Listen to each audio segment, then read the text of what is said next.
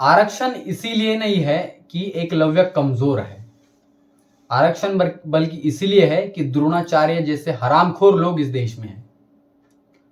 साथियों, यह बहुत बड़ी बात कह रहा हूं मैं, क्योंकि आप जब भी देखोगे इस देश में एससी एसटी समुदाय के लोगों में जब भी किसी स्पोर्ट में हो या फिर किसी भी क्षेत्र में हो, जब उनके द्वारा जब मेडल लाए जाते हैं, उनके द्वारा इस देश का परचम लहराया जाता है या इस देश का नाम ऊंचा कर दिया जाता है, तब उनके साथ में इस देश की मीडिया जो है और इस देश के तमाम ब्राह्मणवादी विचारधारा के जो लोग हैं, ये कहीं ना कहीं उनके साथ में भेदभाव और जातिवाद करते हैं। दिलीप मंडल जी ने एक ट्वीट किया है और ट्वीट के माध्यम से उन्होंने यह बात कही है, ऋषिपुत्रों और राजपुत्रों की नकली श्रेष्ठता को कायम रखने के लिए एकलव्य का अंगूठा काट लेने की भारत में शास्त्रीय परंपरा है और ऐसा करने वाले दुष्ट महानीच द्रोणाचार्य के नाम पर अगर इस देश में कोई अवार्ड है तो वो बहुत बड़ी सोचने वाली बात है।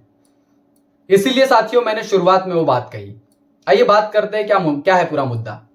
इस देश में हर क्षेत्र में जातिवाद है और जिंदा है।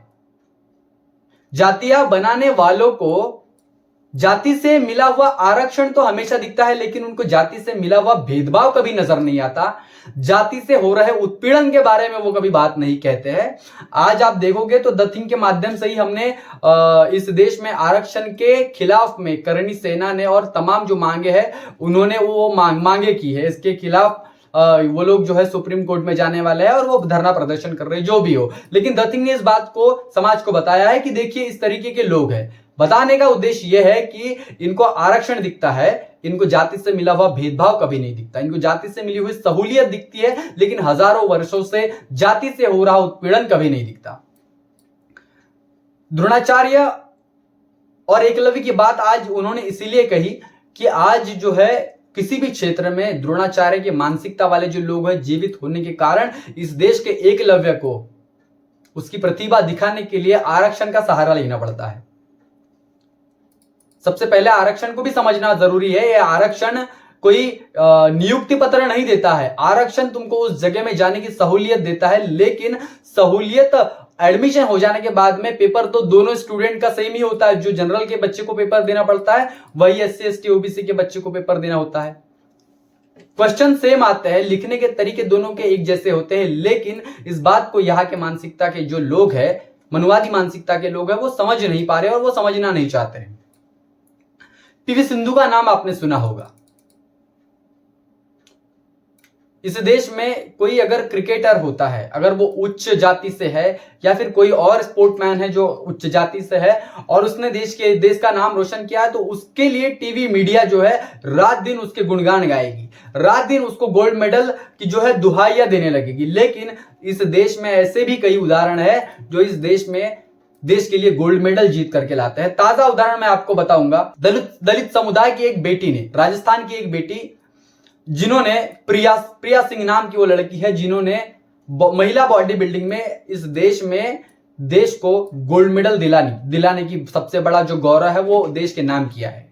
लेकिन किसी भी मेन स्ट्रीम मीडिया के चैनल पर इस देश में उसकी बात नहीं की गई, उसके पक्ष में कभी बात नहीं रखी गई। सोचिए कि अगर वही व्यक्ति कोई शर्मा होती, कोई पांडे होती या फिर कोई तिवारी होती, तो ये जो मीडिया वाले लोग हैं, ये मेन स्ट्रीम मीडिया वाले जो लोग हैं, ये उसके नाम का राम नाम इतना जपते कि उसको आइकॉन बना देते, उसको आज सेलिब्रिटी बना देते।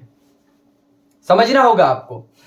साथ में भी एक बहुजन समाज से ही एक बॉडी बिल्डर है, उनका नाम मुझे याद नहीं आ रहा है, सफाई कर्मचारी है, उन्होंने भी जो है हांगकांग में होने वाली बॉडी बिल्डिंग की स्पर्धा में जो है गोल्ड मेडल लाया है, लेकिन उनका नाम कभी इन्होंने अपने टीवी मीडिया पर नहीं दिखाया है।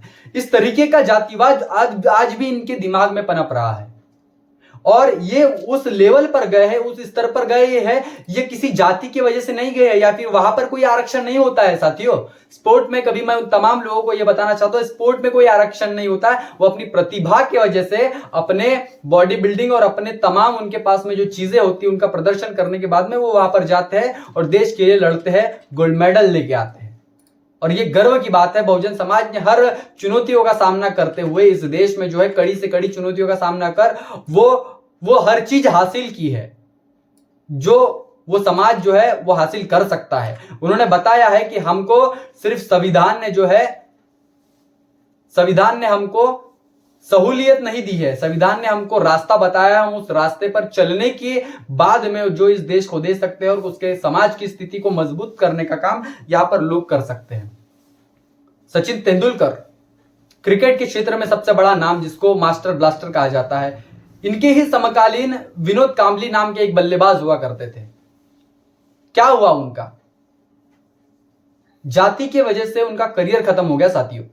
सोचने की बात है, जाति की वजह से एक व्यक्ति जो कि उस क्षेत्र में सबसे बड़ी उसको उपाधि दी जाती है, और दूसरी तरफ एक जाति के दूसरे लोगों को उसका क्षेत्र, वहां से उस क्षेत्र में काम करने के लिए उसको वहां से ऐसी व्यवस्था बना दी जाती कि वो उसको वहां से संन्यास लेना पड़ता है या फिर मजबूरन छोड़ना पड़ता है।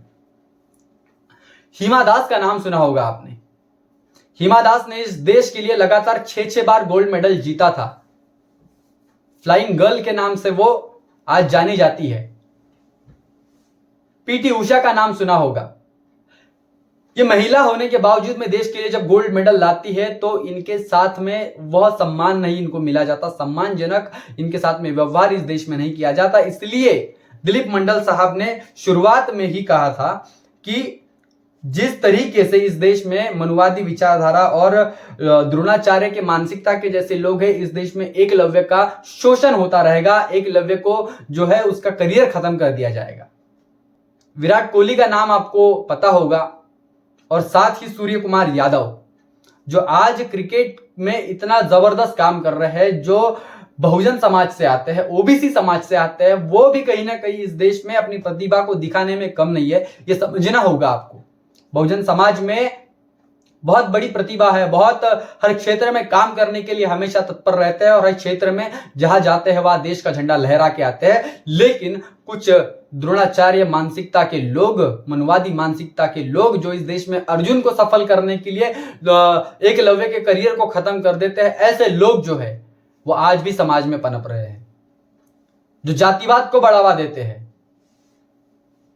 जो इस देश में नहीं चाहते हैं कि इस देश के एससी एसटी ओबीसी हर क्षेत्र में आगे बढ़ रहे हैं, वो इस क्षेत्र में आगे आकर के नाम रोशन करें, और नाम रोशन करते भी है तो ये मेन स्ट्रीम मीडिया, ये मनुवादी विचारधारा के लोग कभी उनको सामने नहीं लाने देते। बहरहाल हम लोग जो है इसके ऊपर हमने विचार करना चाहिए, सोचना चाहिए कि किस तरीके से यहां पर ये लोग काम करते हैं।